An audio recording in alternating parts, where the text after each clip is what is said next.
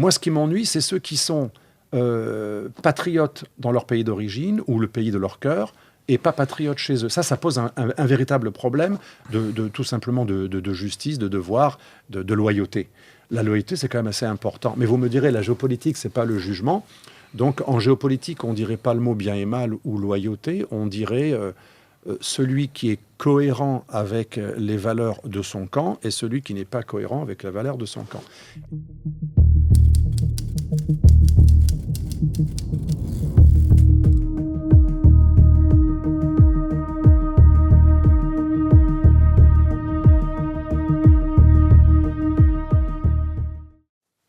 Bonjour à tous, chers abonnés d'Omerta, bienvenue dans le podcast géopolitique d'Omerta, Le Grand Jeu, avec pour premier invité, monsieur Alexandre Delval. Bonjour Alexandre. Bonjour. Comment vas-tu ? Très bien, super, et toi ? Je crois que tu as une bonne nouvelle à nous annoncer. Un prochain ouvrage arrive début octobre. Oui, ça va s'appeler le Nouvel Ordre Post-Occidental. Donc, comme le nom l'indique, c'est pas forcément l'anti-Occident, c'est tout ce qui ne veut pas obéir aux normes occidentales. Donc, c'est le monde qui vient.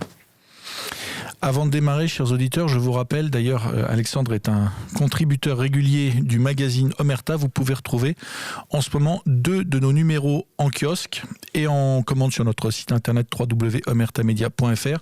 D'abord, le numéro consacré à l'offensive des néoconservateurs. Il est plus que jamais d'actualité puisqu'on y parle de la politique et des desseins des néoconservateurs en Iran, en Syrie, mais aussi à Gaza et en Ukraine. Et puis le petit dernier dont on est aussi très fier, et tu es un contributeur précieux de ce numéro, je t'en remercie, celui consacré au Congo, Silence on tue, qui vient de sortir il y a quelques jours et que vous pouvez retrouver aussi en kiosque. Vous procurer ces 2 numéros, c'est évidemment aider la rédaction d'Omerta, les journalistes qui vont sur le terrain, et aider, je dirais, à briser des tabous médiatiques, des tabous géopolitiques, on va en parler.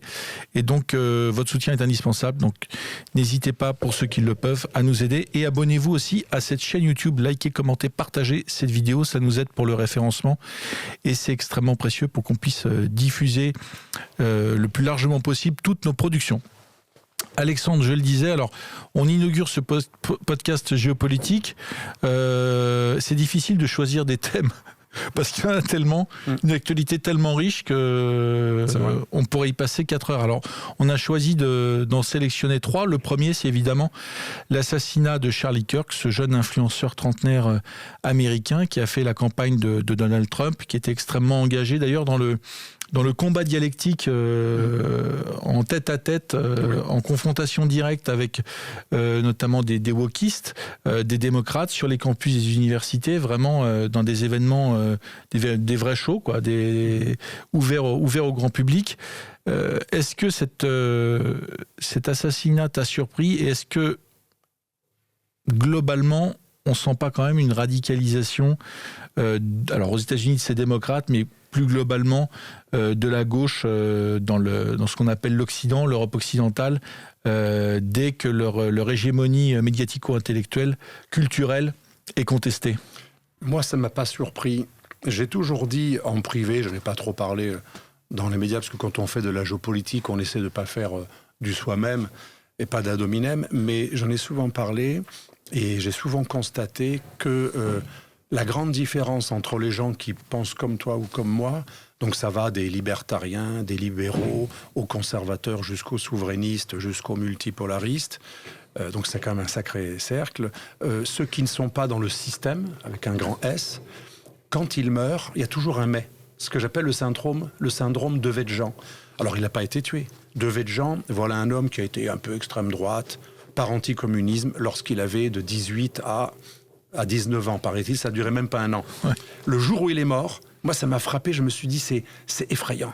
Le jour où il est mort, cet homme qui a toute sa vie essayé de se racheter, donc qui n'est pas du tout resté extrême droite, il était dans le centre droit toute sa vie, le jour de sa mort, au journal de 20h, Monsieur Devedjian, président du Conseil général des Hauts-de-Seine, est mort, mais n'oublions pas que quand il était jeune, il avait fait partie du groupe Occident et du GUD.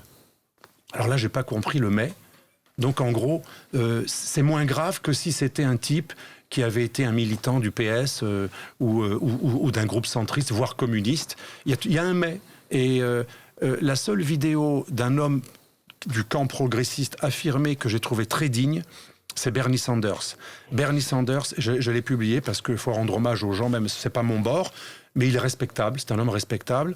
Il a dit « Rien ne justifie la mort de quelqu'un d'autre. Il n'y a pas de mais, il n'y a pas de condition, il n'y a pas de pire ou de meilleur. Quand quelqu'un meurt dans une démocratie parce que ses idées dérangées et que certains s'en félicitent, c'est la mort de la démocratie. Il n'y a eu aucun mais. Il n'a pas rappelé à aucun moment que ce monsieur avait des idées toujours, vous savez, c'est des termes olfactifs, nauséabonds. Il n'y a rien eu de tout ça. Et j'aimerais que les progressistes européens euent la même démarche, mais malheureusement, ce n'est pas le cas. C'est aussi le syndrome, vous savez, du match de foot. Au Parlement, en France, il y a toujours des activités parfois associatives ou sportives entre différents groupes, mais il y a toujours une mouvance qui ne pourra jamais faire partie d'une équipe avec d'autres qui pensent qu'on peut même pas jouer au foot avec ces gens-là. Ces gens-là sont un monde à part, ils sont quelque chose d'horrible, ce sont des pestiférés, et donc quand ils meurent, c'est moins grave puisqu'ils sont déshumanisés. Il n'y a pas les mêmes règles avec eux qu'avec les autres, donc je n'ai pas été surpris en Amérique comme en Occident. C'est ce que je dénonce aussi, ou que je constate. En géopolitique, on ne dénonce pas, on constate. L'Occident est traversé par une polarisation générale. Et j'irai sur un autre pays, l'Espagne. L'Espagne, sous González, si vous me permettez la digression, sous Felipe González, la gauche, qui était encore un peu de gauche, qui était vraiment ouvriériste, respectable, comme Sanders, il n'y avait pas de guerre civile réanimée. González était cet homme du PSOE, de la gauche espagnole, qui ne voulait pas que les Espagnols s'entredéchirent à table le dimanche dans une même famille. Et il ne rappelait jamais cette guerre civile.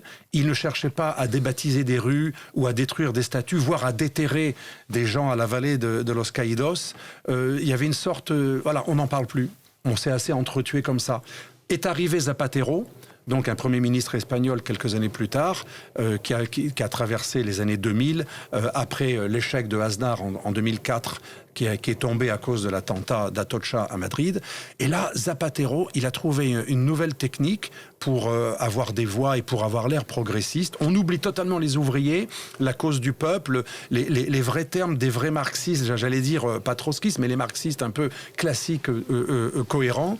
Et là, on n'a parlé que des thèmes sociétaux et on a commencé à diaboliser à mort l'ennemi jusqu'à réveiller des relents de guerre civile. Et je vois les résultats du zapatérisme. Aujourd'hui, c'est M. Sanchez, l'actuel président du Conseil espagnol. Moi qui ai fréquenté comme l'Italie, l'Espagne depuis très jeune, j'ai observé depuis une quinzaine d'années une radicalisation de la perception de l'autre. Le facho, le conservateur, l'opus dei est partout. Il y a une bête immonde qui est prête à revenir. En plus, on caricature tout parce qu'il n'y a plus de franquistes. Aujourd'hui, c'est un franquisme, c'est un anti-franquisme sans Franco. Et dans toutes les sociétés occidentales, il y a une déshumanisation et une diabolisation, mais c'est étonnant, plus radicale que celle qu'auraient pu avoir les victimes même de la Shoah, les victimes historiques de la Shoah, les anciens résistants. Un de mes maîtres était un ancien résistant qui a bombardé Dresde. Ils n'avaient pas ces mots-là. Les gens qui ont vraiment combattu physiquement le nazisme et le fascisme n'avaient pas ces mots. C'est-à-dire qu'on a des antifascistes sans fascistes qui sont 1000 fois plus durs et moins magnanimes que les vrais antifascistes historiques qui ont lutté par le sang versé. Et ça m'inquiète, parce que quand on déshumanise l'autre en le voyant comme à l'origine de tous les maux, de tous les complots, on ne peut pas lui serrer la main, on ne joue pas au foot avec lui, on ne fait rien avec lui, on ne lui fait même pas un sourire. Quand on le reçoit, c'est avec un air grave et jugeur. L'autre ne bénéficie d'aucune mansuétude, d'aucune pitié et d'aucun pardon.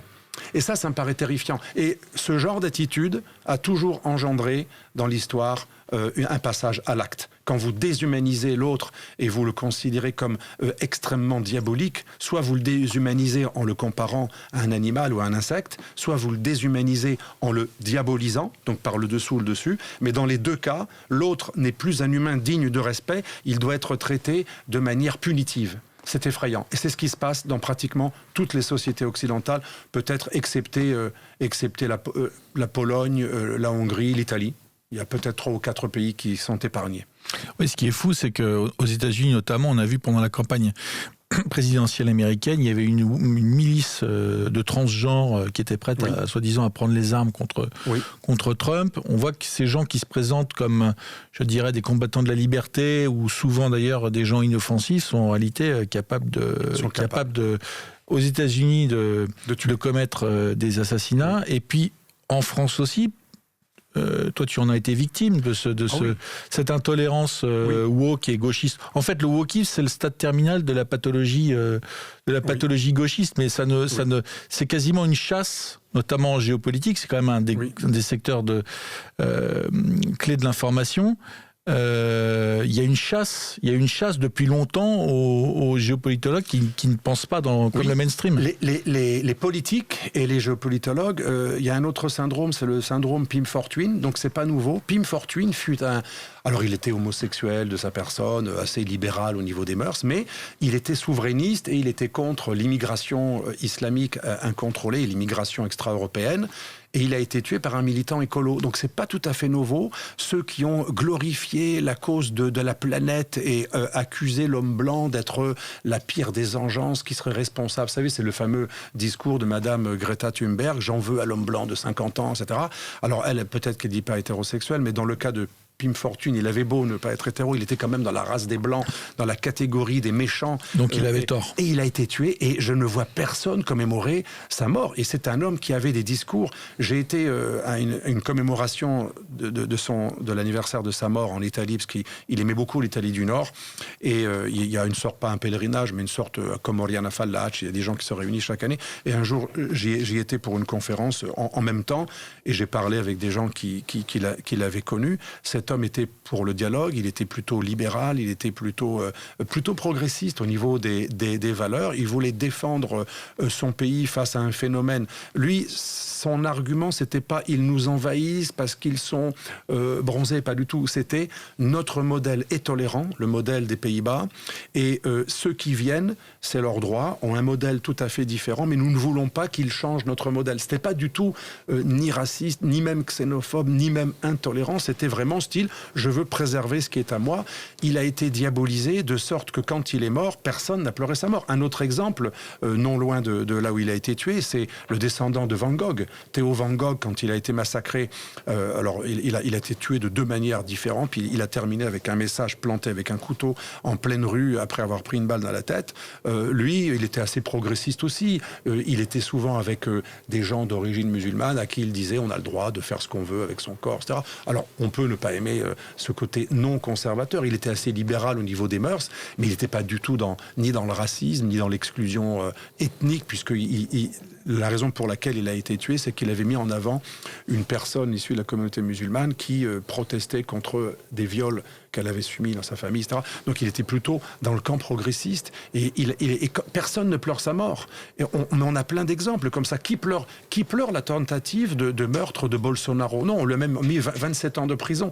Les mêmes qui étaient heureux quand il a pris 2 coups de couteau, Bolsonaro, quand il était quand il était candidat à la présidence du Brésil, juste avant d'être élu, il a fait une campagne à l'hôpital avec 2 coups de couteau qu'il a reçus, il a survécu. Qui pleure également la tentative d'assassinat de Robert Fico en Slovaquie. Mais on a quand même beaucoup d'exemples, et même les attentats pendant les années 90, 80 de la famille Le Pen.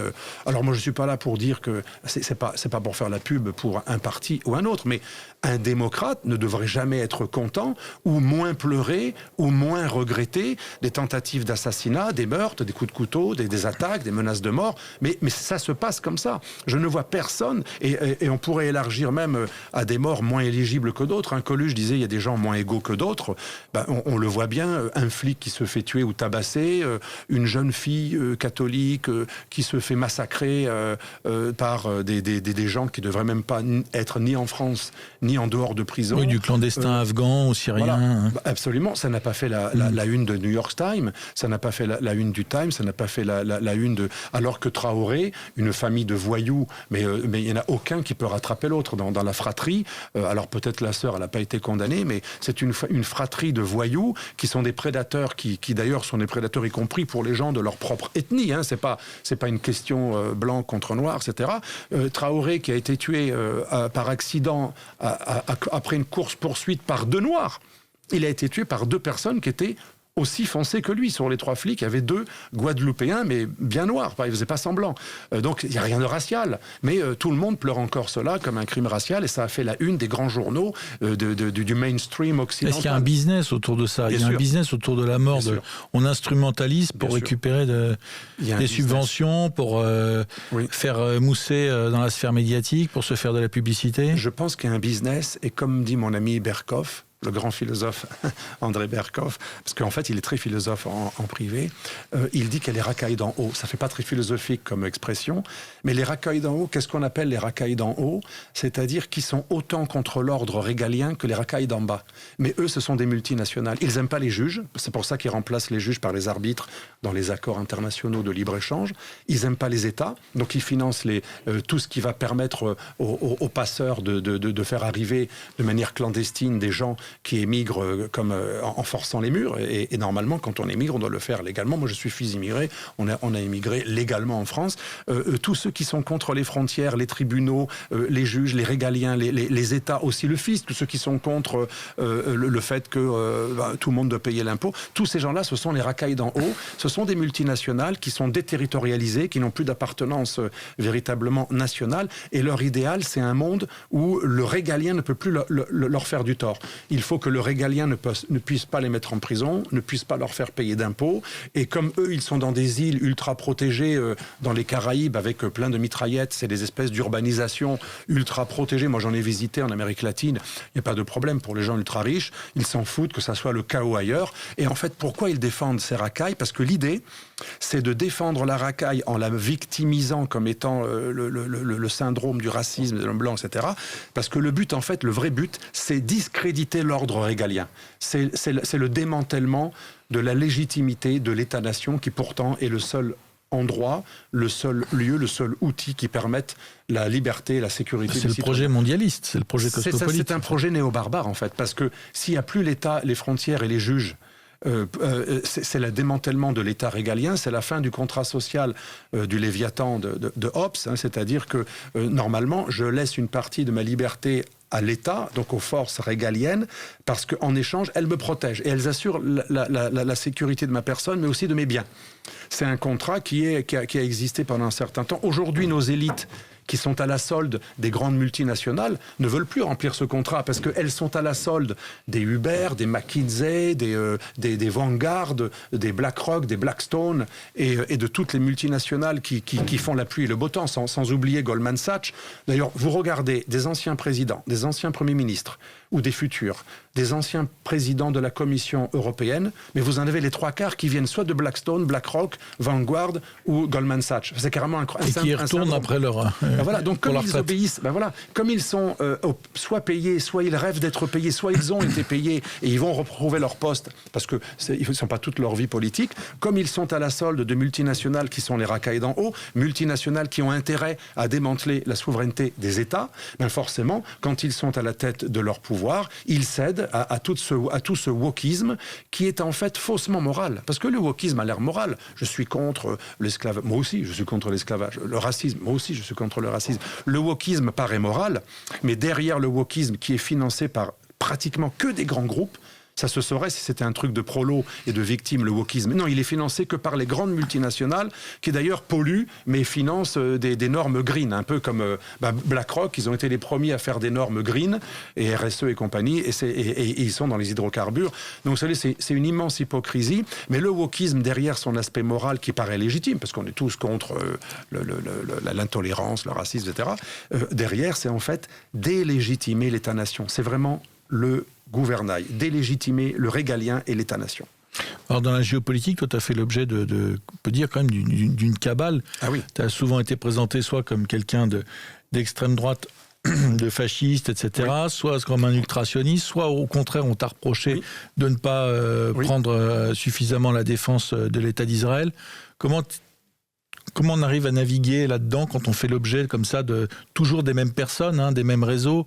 On parlait hors antenne de Caroline Fourest qui t'a poursuivi avec des accusations d'appartenance étudiante au GUD, etc. Comment est-ce qu'on arrive à naviguer dans tout ça? Alors, il est certain que quand on est un homme libre et qu'on ne vient pas d'une structure identifiée, qu'on n'est pas d'un clan, et même, et je ne suis pas non plus ethnique, parce que même si j'adore mes origines et les lieux et la langue de mes ancêtres, je ne me caractérise pas ethniquement. Donc, quand vous n'êtes pas d'un clan ethnique ou d'une corporation ou normalien ou énarque ou issu d'un parti encarté, parce que même de mon parti, j'étais toujours libre. J'avais créé la droite libre à l'UMP. J'étais déjà un empêcheur de tourner en rond. On était détesté par tous les présidents, sauf de Védjan, qui est de l'UMP. Donc moi, j'ai toujours été un électron libre qui était capable de dire merde même à un président ou à un Premier ministre ou à un ministre, etc. Et donc forcément, quand on est comme ça, on le paye cher.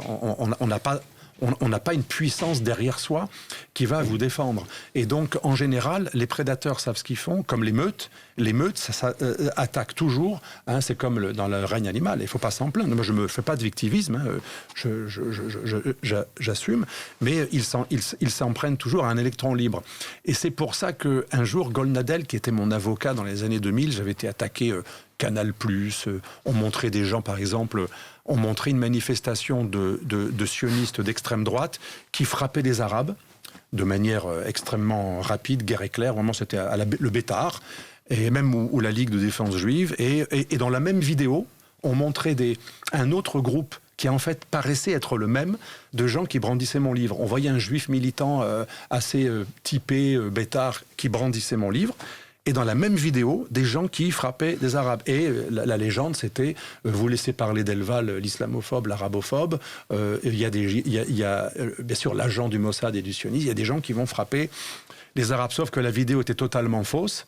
Et comme j'ai gagné le procès contre Canal+, qui avait fait un montage ignoble, mais quand on sait que des professionnels du journalisme font un montage où ils montrent dans une même vidéo 2 manifestations différentes, une où on présentait un livre, il n'y avait pas que des juifs d'ailleurs, et une autre où il y avait des mecs du Bétard qui frappaient les Arabes, ils étaient dans leur propre cuisine entre 2 communautés, faire un montage de ce type, ça mériterait une exclusion à vie du boulot de journalisme. On a gagné la partie, on a gagné le procès au bout de 6 ans, on est allé jusqu'en cassation, ça nous a ruiné. D'ailleurs, on a gagné un pactole, mais j'ai rien touché parce que c'est mon avocat qui s'est, je comprends d'ailleurs, qui s'est payé avec le dédommagement. Mais je voulais laver mon honneur. Bien sûr, sur Wikipédia, on ne montre jamais les procès que l'on gagne. Sur Wikipédia, ils vous disent toujours les procès pour lesquels vous avez été débouté pour la diffamation. Et les gens croient qu'être débouté, c'est avoir perdu, alors que c'est pas du tout ça. Être débouté, ça veut pas dire que le juge a donné raison à celui qui vous a diffamé, pas du tout. Bref, j'ai connu tout ça pendant des années, j'ai été accusé, j'ai eu pro-serbe, parce que j'étais contre la guerre. C'était mon premier combat, d'ailleurs. Ceux qui m'ont réduit au sionisme ou au Mossad, etc., ils n'ont rien compris. Moi, je ne m'en ai jamais lu, parce que j'ai très, très peu parlé d'Israël. Oui, tu as démarré tes écrits géopolitiques sur un livre, Islamisme, États-Unis, où je critiquais d'ailleurs à plusieurs reprises l'État d'Israël, pas en tant que l'existence d'Israël, mais j'avais critiqué ce que j'ai plus fait ensuite, parce qu'après, Israël a changé, jusqu'à l'affaire de Netanyahou dans les années 2020. Mais au début, Israël avait aidé le Hamas, avait laissé faire. Le Shin Bet, le service secret interne israélien, avait laissé monter le Hamas à l'époque 1987 jusqu'à 1993. Et dans ce livre, j'étais assez critique sur le fait que Amérique, comme Israël, comme Angleterre, comme France, les Occidentaux en général et leurs alliés avaient aidé des mouvements islamistes partout dans le monde dans une logique anti-russe ou contre les régimes arabes pro-russes.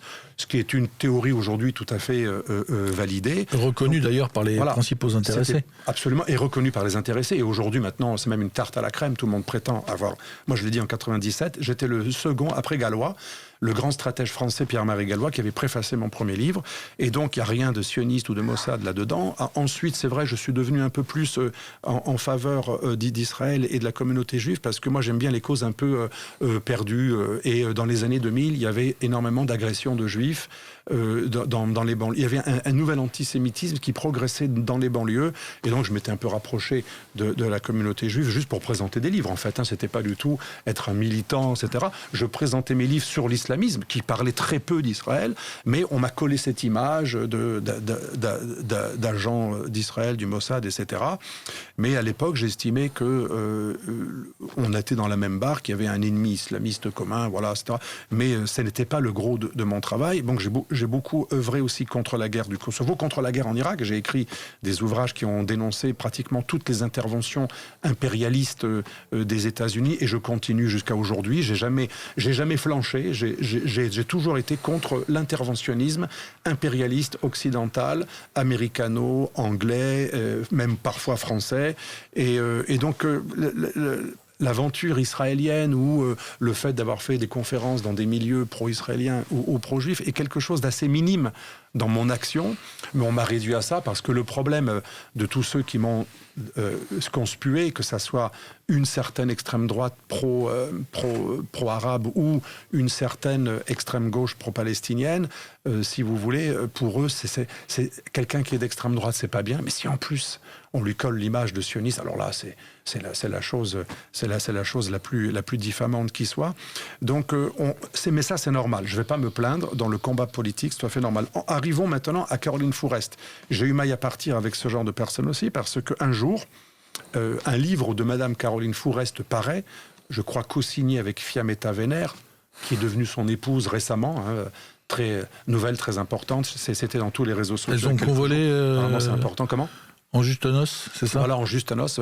Moi, personnellement, j'estime que quand on est un analyste, on n'a pas à étaler sa vie privée, qu'elle soit hétéro ou pas. Elle a communiqué là-dessus voilà, aussi. oui, parce que c'est à la mode maintenant. Ah oui. Il y a même eu des gens comme Carucci qui ont fait leur happening, alors que c'était plutôt la vieille école. Si vous voulez, c'est une mode à laquelle même certains qui ne sont pas habitués à cette mode cèdent, parce qu'on leur dit, leur communicant leur dit ça va plaire, etc. Bon, c'est une mode. Alors, il y en a quelques-uns qui ne l'ont pas fait. Hein. Je ne donnerai pas de nom de hauts responsables politiques qui restent encore discrets, qui n'avouent rien. Mais voilà, mais cette personne a affirmé dans un livre, c'est quand même extrêmement grave, que j'étais le copain et l'ancien compagnon du GUD d'un type qui avait voulu tuer Jacques Chirac, un certain Brunery, un pauvre mec que j'ai jamais rencontré ni de loin ni de près. Donc j'apprends dans cet ouvrage de Madame Caroline Fourest, on est dans les années 2005 je crois, j'ai même oublié le titre du livre, d'ailleurs j'ai même pas envie de le dire parce que je vais pas faire de pub pour ce genre de personnes qui veulent diaboliser leur vie. Tu as bien raison.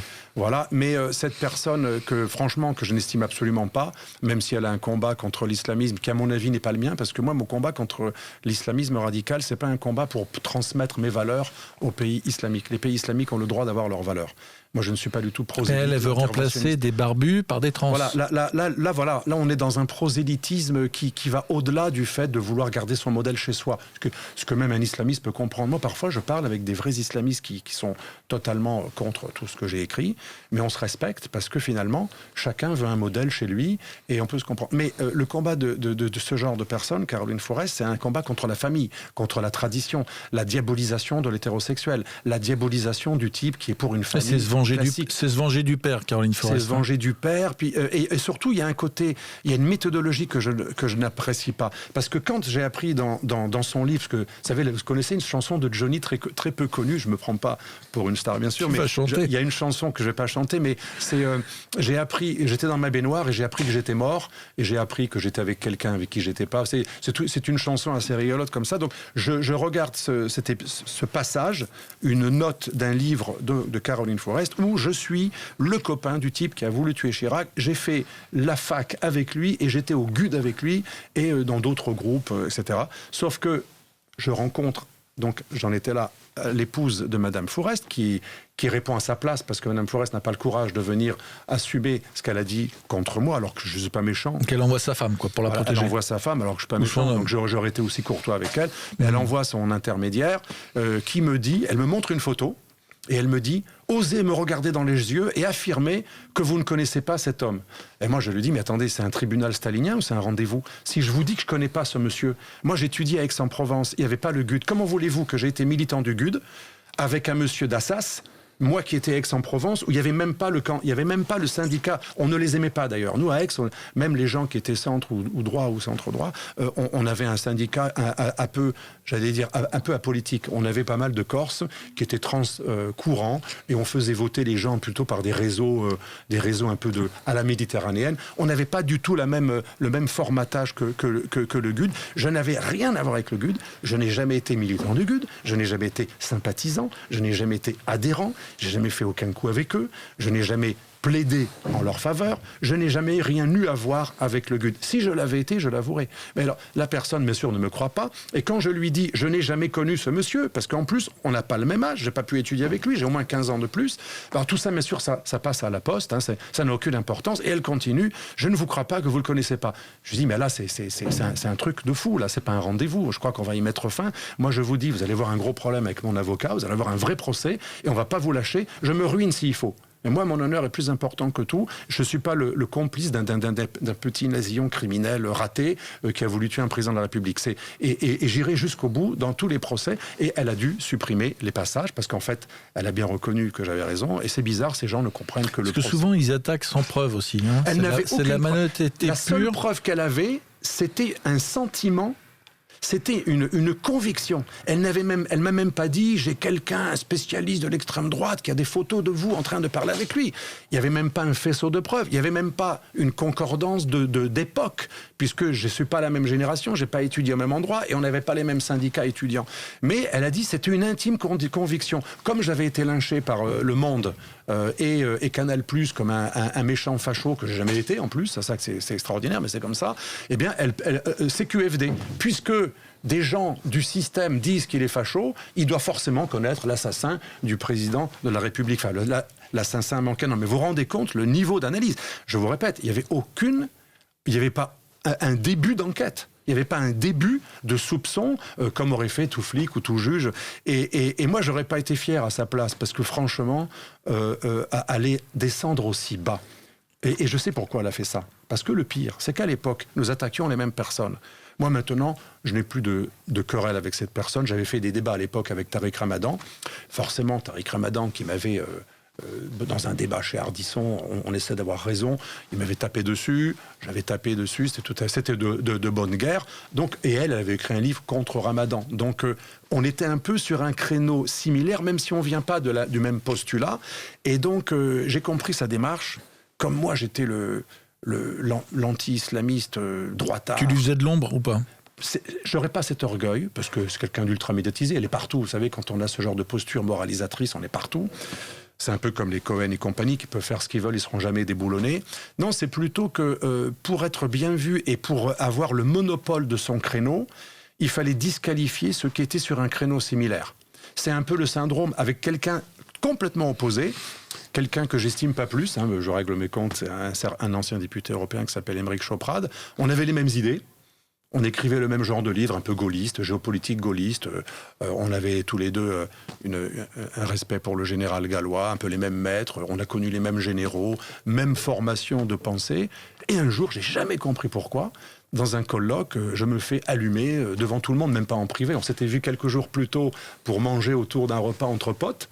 Et 3 jours plus tard, une diatribe au Sénat, le civilisationniste agent de la CIA, Delval, je me fais allumer, j'ai jamais compris. Alors moi, agent de la CIA, quand on pense qu'il y avait un bureau de la CIA qui épluchait tout ce que le général gallois et moi-même faisions, et nous étions considérés dans Middle East Quarterly comme un lobby de géopolitologues gaulliens anti-américains, je vois pas où il a trouvé ça, mais parfois ce genre de personnes, juste parce qu'ils sont sur un créneau similaire, pour vous barrer un peu la route, parce qu'ils veulent être les seuls à porter cela, parce qu'ils sont arrivés parfois en numéro 2, ils n'ont pas été les premiers. Ils vous disqualifient. Alors, quelqu'un d'extrême droite va vous traiter d'agent sioniste. C'est ce qu'a fait Choprade pendant des années partout dans les milieux militaires. Il m'a qualifié d'agent du Mossad et il y a même des imbéciles qui ont fini par y croire. J'aimerais savoir comment on peut prouver ce genre de choses. Et d'autres qui sont plutôt dans un créneau wokiste, progressiste, ils vont vous traiter de fachos ou complices de criminels ratés, petits nasillons du GUD qui pèsent 50 kilos. Si vous voulez, tout cela est assez ridicule, mais ça marche comme ça, le système parisien. Et moi, je venais de province, j'avais la naïveté de croire aux rapports humains un peu loyaux. Moi, j'ai été habitué dans ma vie à dire franchement à quelqu'un t'es un sale con, tu m'as offensé, enfin en face. Et les règles sont pas les mêmes à Paris. On vous déglingue, mais le pire, c'est que une fois, c'était quelqu'un du Monde, et quelqu'un du Monde, j'ai oublié son nom, qui avait fait un article horrible sur moi, mais dans Marianne. C'était le capitaine de l'extrême droite avec Philippe de Villiers et Golnadel. On était les trois chevaliers du mal, un juif, un catho et un avocat, etc. Et un homme politique. On aurait droitisé la communauté juive. Là. Et là, cette personne avait fait un article extrêmement... Judith Vintrop, ça me revient. Je la vois dans un salon du livre, toute souriante. « Bonjour, comment ça va, Alexandre ?» etc. Et là, j'ai compris que le milieu parisien, on vous massacre dans votre dos, on vous détruit votre réputation. Et comme dans les films américains, là, nothing personal, on vous dit bonjour, on vous embrasse. Moi, je dis, mais je ne vais pas t'embrasser. Tu te rends compte? Et je lui ai dit d'ailleurs un truc assez vexant. J'ai dit, il y a une laideur physique qui est similaire à la laideur intellectuelle dans tout ce que vous avez pu faire dans votre vie pour détruire les réputations des gens. Et un peu dû apprécier.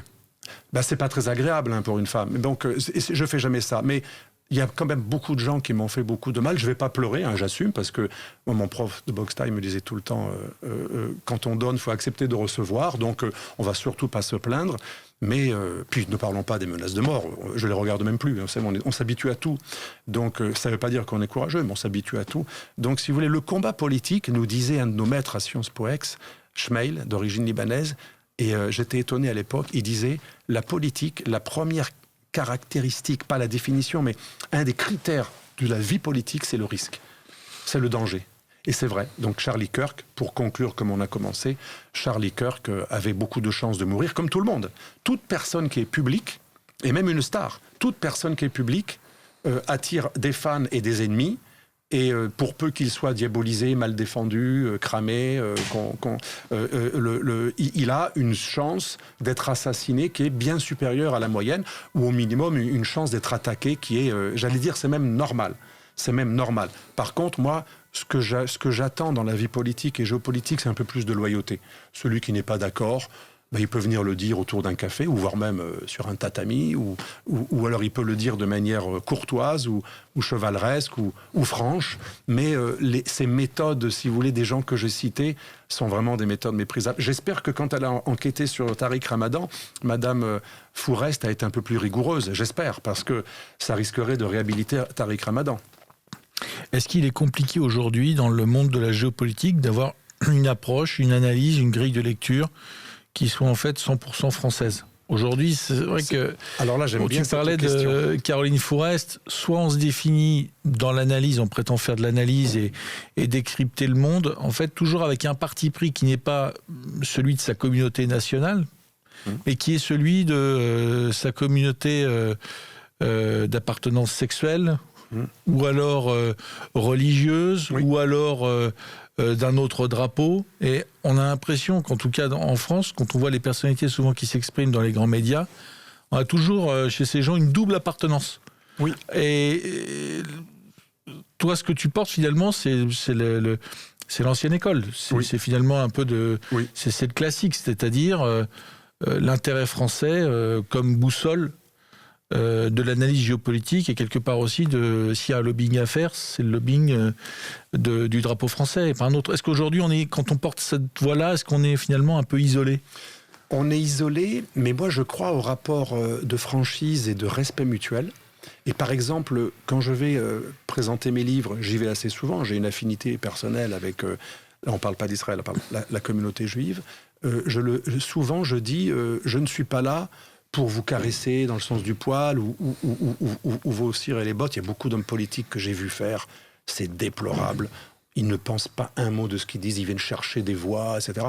Moi, je suis sincère. Quand je vais dans une communauté assyro-chaldéenne à Sarcelles, quand je vais dans une communauté, je l'ai fait aussi beaucoup, maghrébine, ou parfois j'ai un centre syrien, j'étais partout, parlé dans tous les milieux, j'ai le même discours partout. Et dans aucun cas, je viens faire l'apologie d'une ethnie plus qu'une autre. Je ne vais pas dire les Arméniens sont plus beaux, plus vertueux que les autres. Les Juifs ne sont pas supérieurs aux chrétiens et les chrétiens ne sont pas supérieurs aux Juifs. Donc moi, je vais dans une communauté ou dans un pays et j'ai un discours qui est plus ou moins le même, c'est-à-dire les pays n'ont pas d'amis, ils n'ont que des intérêts. Et même mes amis israéliens, je leur dis franchement, si j'étais israélien, mon ennemi juré, ce serait l'Iran. Parce que pour Israël, il est vrai que l'Iran, et pas que, mais aussi des pays sunnites comme le Qatar, la Malaisie ou le Koweït ont beaucoup aidé les frères musulmans. Mais si je suis israélien, mon ennemi, c'est plutôt l'axe chiite. Mais je leur dis en toute franchise, et là, vous avez tout à fait raison, mais en géopolitique, on n'a pas tous les mêmes ennemis. Si je parle en européen, si par exemple il existait une nation européenne, et que j'étais un fonctionnaire qui doit définir, vous savez ce qu'on apprend en école de guerre, la menace et l'ennemi. L'ennemi de l'Europe dans le spectre de l'islamisme, il est beaucoup plus dans le monde sunnite takfiriste que dans le monde chiite. Et ça ne veut pas dire que les Israéliens ont tort. Les Israéliens, leur ennemi n'est pas toujours exactement le même que le nôtre. Mais ça passe parfaitement, ce discours. Ils ne sont pas vexés. Et ils le savent très bien, d'ailleurs. Ils le savent très bien. Et il n'y a rien d'insultant à le dire. Parfois, il y a des convergences. Par exemple, les frères musulmans.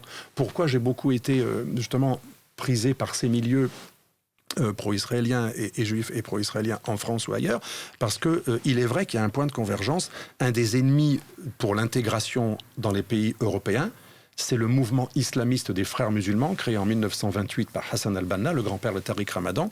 Et ce mouvement est également très lié à l'Iran. C'est l'exception. C'est le seul mouvement sunnite islamiste radical qui a une branche politique, une branche pacifique, mais aussi une branche djihadiste, le Hamas ou quelques mouvements en Irak ou en Syrie ou ailleurs.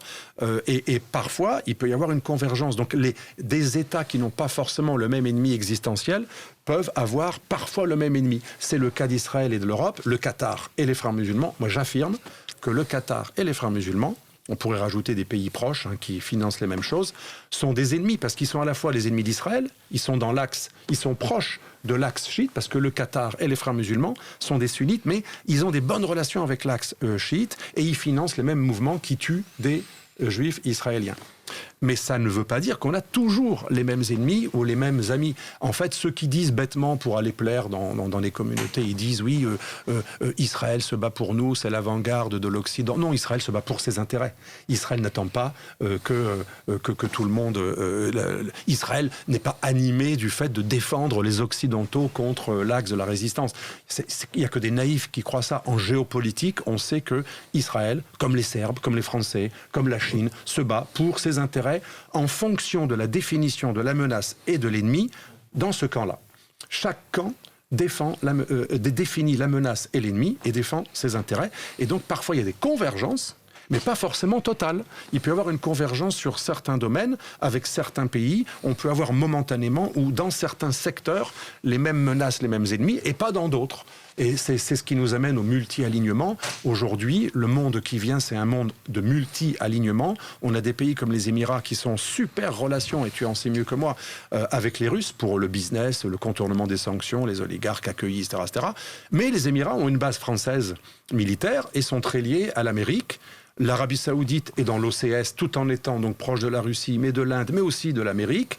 On a des pays qui ont plusieurs alignements, parce que pour l'économie, l'Inde, elle va être proche de la Chine, mais pour le militaire, l'Inde va être plutôt proche soit de la Russie, soit des pays occidentaux. Oui, mais il n'y a pas de débat complexe en interne dans ces pays où finalement tu as des gens qui ont le passeport du pays, qui sont des relais d'influence, des agents de pays étrangers, en faisant passer en fait leur œuvre de lobbying comme, je dirais, des questions de politique nationale. C'est ça qui est dramatique en France. Oui. On a des débats qu'on devrait... On devrait dans la plupart des pays du monde, en fait, il y a certains débats ou certaines questions existentielles et d'ailleurs sources de conflits et de montées de tensions entre communautés qui ne serait pas permise, qui ne serait pas admise. Aux Émirats, il n'y a pas de place dans l'espace public pour des Émiratis qui seraient des relais d'influence du Qatar ou des relais d'influence de... C'est une spécificité française, ça. J'en ai la preuve quand je suis allé en Égypte il y a 2 ans rencontrer le Premier ministre et le grand imam d'El-Azhar, qui nous a très très bien reçus d'ailleurs. J'ai vu à quel point il n'y a aucun relais possible pour les frères musulmans. Et avant de la réconciliation, donc avant 2021-22, il n'y avait aucun relais possible pour le Qatar et les frères musulmans, et même pour la Turquie.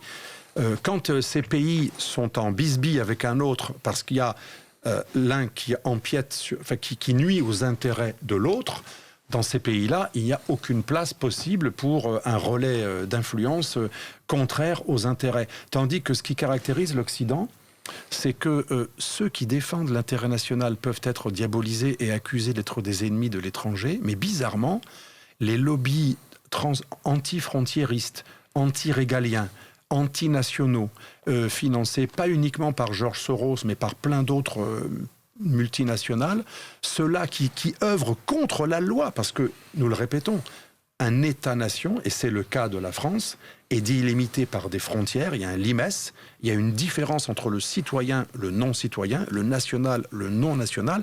C'est même pas mon opinion de souverainiste, c'est la loi. La loi est encore comme cela. Et il y a plein de lobbies qui mettent des millions et des milliards, même quand on voit l'USAID ou George Soros, Open Society ou d'autres organisations privées ou parapubliques, on a plein de lobbies en Occident qui démantèlent le droit, c'est-à-dire la base de la démocratie, la nation. La nation est l'État national, en délégitimant ses frontières, ses juges et ses flics. C'est assez hallucinant. Normalement, un État qui a une certaine santé mentale ne devrait pas permettre tout cela. Alors, on va chasser RT, on va interdire une télévision russe qui est considérée comme un ennemi existentiel, mais on ne va pas interdire Al Jazeera, qui est autant un ennemi existentiel, voire plus, parce qu'à ma connaissance, RT, il m'avait invité déjà, RT, on peut penser ce qu'on veut, bien sûr, de la Russie, on peut dire que la Russie n'a pas les mêmes intérêts que la France, que la Russie a agressé l'Ukraine, pas de problème.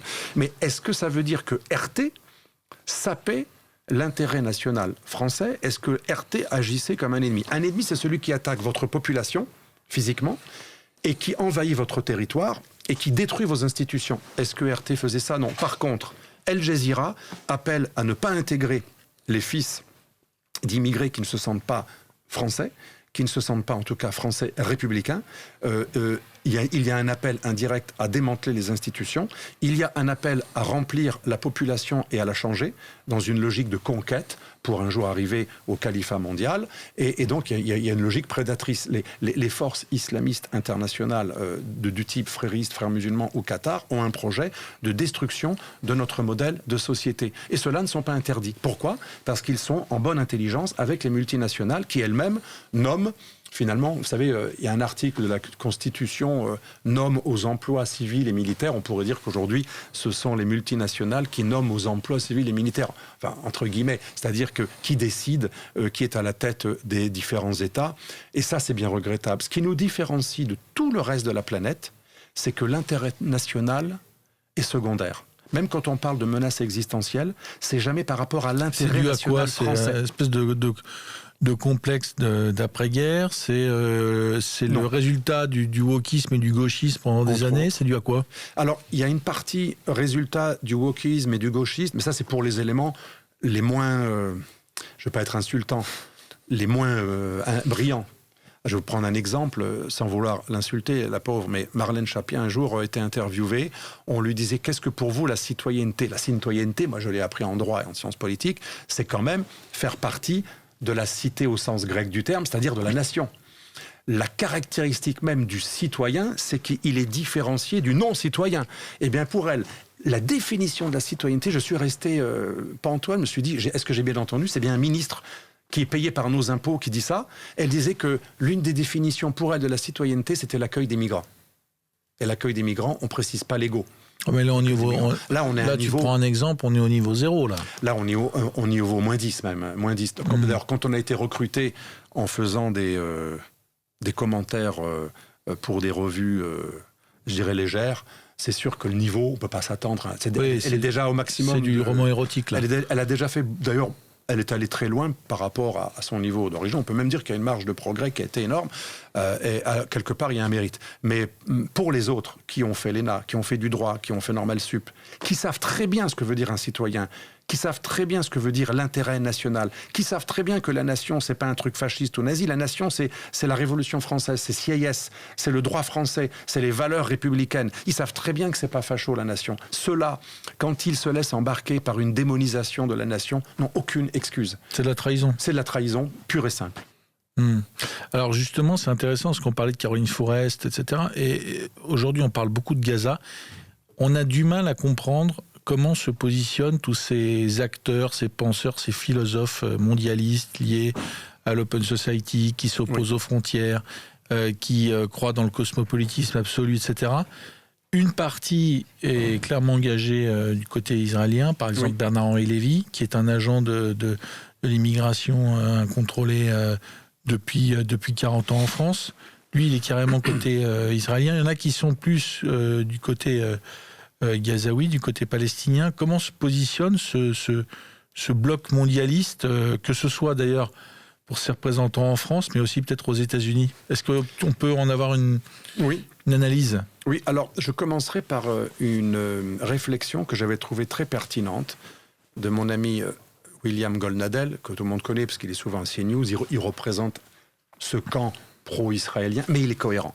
J'ai beaucoup aimé un jour une phrase. Nous avions écrit ensemble Une certaine idée de la France, des livres très gaulliens, avec Zemmour, avec Christian Gélène. C'était 98, donc c'est pas tout à fait. Beaucoup de nos auditeurs étaient pas nés. Mais il disait à l'époque, on ne peut pas être pro-israélien en Israël ou en France et être mondialiste, enfin patriote en Israël, mondialiste en France. Et il disait lui-même, d'une manière, je trouve, très juste et assez noble, dans son propre camp, il disait « Je ne respecte pas mes co-religionnaires qui défendent bec et ongle, y compris les gouvernements les plus durs israéliens par patriotisme israélien, mais qui sont mondialistes en France. » Et en France, ils étaient avec la revue Globe. Vous vous rappelez, vous étiez peut-être, parce que vous êtes plus jeune, tu es plus jeune que moi, mais je me rappelle quand j'étais jeune étudiant, j'avais été frappé. La revue Globe de Georges-Marc Benamou, j'avais été outré, c'était écrit « Nous conspuons tout ce qui est franchouillard avec sa baguette et son béret ». Donc voilà des gens qui défendaient Israël, mais qui méprisaient la francité. Eh bien, Goldnadel a été très juste, il a dit « On ne peut pas être patriote en Israël et antipatriote en France ». Donc, ceux qui sont pro-israéliens, moi, je ne leur jette pas la pierre, c'est un choix comme un autre, c'est un engagement. Mais s'ils sont cohérents et qu'ils ont une double allégeance équilibrée, il faut avouer que Goldnadel a beaucoup œuvré pour réhabiliter la nation française. Il a beaucoup œuvré, il a défendu tout ce qui se fait de patriotes et de souverainistes qui avaient des procès. Il est cohérent. Donc, est-ce qu'on peut lui reprocher son pro-israélisme? D'un point de vue moral, bien sûr, nos auditeurs qui sont pro-palestiniens pourront lui dire « Oui, c'est pas bien d'être pro-israélien », mais il est cohérent. Il est patriote dans les deux camps.